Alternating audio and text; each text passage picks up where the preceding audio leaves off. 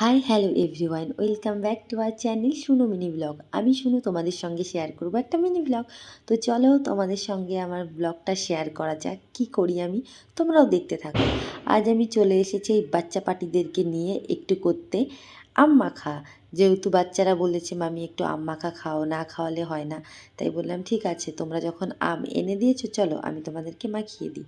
তো আমগুলোকে আমি ভালো মতো ধুয়ে কেটে নিচ্ছি। আর ওরা না এত ভালো, কি বলবো, দুটো ঘরে কেনা আম ছিল সেটাও নিয়ে এসেছে, তারপরে ওরা গাছ থেকে আমগুলো পেড়ে নিয়েছে। আর এই আমের সিজনে আম মাখা না খেলে হয় বলো?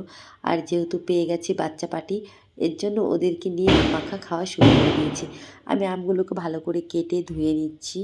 তারপরে আমি আমগুলোকে একদম কুচি কুচি করে নেব। গ্রেটারের সাহায্যে অনেকে গ্রেট করতে পারে, কিন্তু আমার আম এইভাবেই মাখা খেতে ভালো লাগে, তাই আমি পাতলা পাতলা করে কেটে নিয়েছি। তারপরে আমি নিয়ে নিয়েছি লঙ্কা।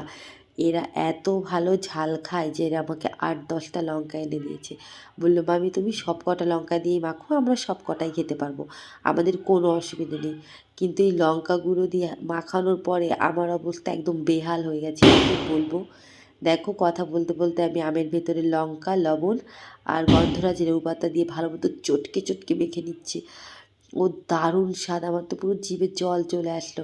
দেখো এই বাচ্চাগুলো এখন রিভিউ দিচ্ছে যে মামি দারুণ হয়েছে, দারুণ, তুমি থেকে যাও, আমাদেরকে এইভাবে এইভাবে আম মাখা খাওয়াবে। আমার খেয়ে তো পুরো বেহাল অবস্থা, কিন্তু খেতে দারুণ হয়েছে।